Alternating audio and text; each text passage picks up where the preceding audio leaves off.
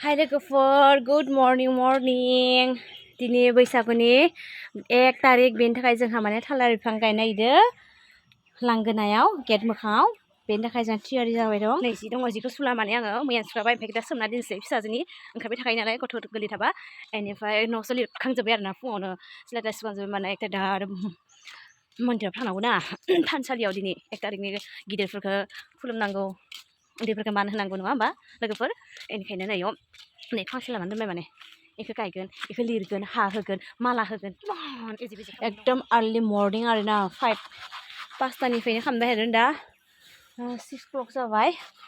ओमफ्राय नै दा गेटनिखौ देखायनोसै आङो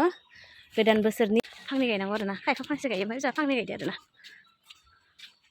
बेयावनो होबानो जागोन दे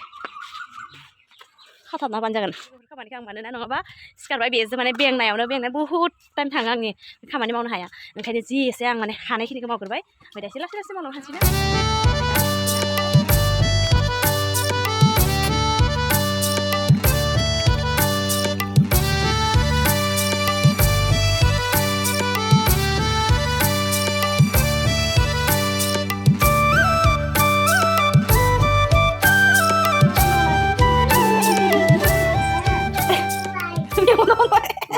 नै ओंखारबाय आयौ नालाय आंना फिसा सेस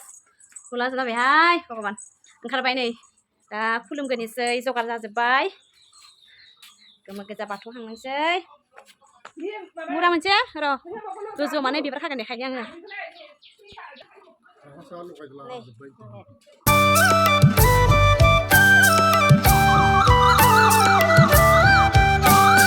दाउखौआलाय गाबफैलायबाय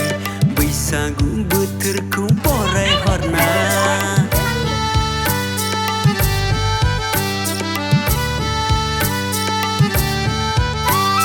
मान्दार बिबारालाय बारग'लांबाय बैसागु बोथोरखौ बरायहरना लामा दथायाव लोगो मोनब्ला नोंखौसो रायदावनो आंहालाय गोसो जायो लामा दथायाव लोगो मोनब्ला नोंखौसो रायदावनो आंहालाय गोसो जायो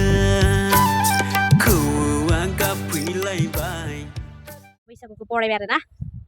रंजालि बैसागुखौ नोंथांमोना फैनो हागोन जोंनि बैसागुखौ बरायनो जोंनि न'आव जोब्बाय बैसागुखौ बरायबाय जोङो नै खुलुमनानै बरायबाय ना बिफां गायनानै ओमफ्राय दा रायजोफोरा मोसानो हासिगोन आरो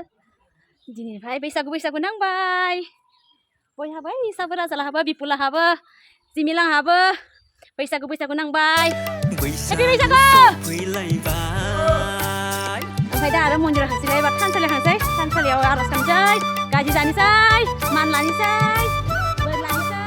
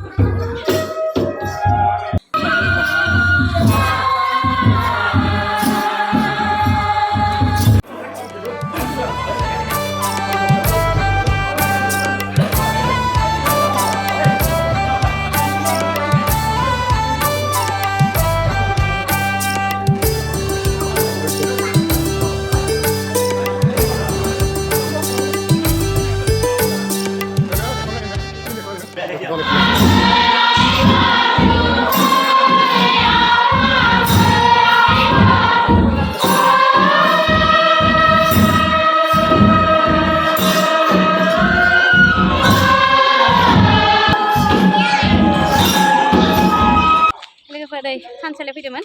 खुलुमखांबाय ओमफ्राय दा दसे उनाव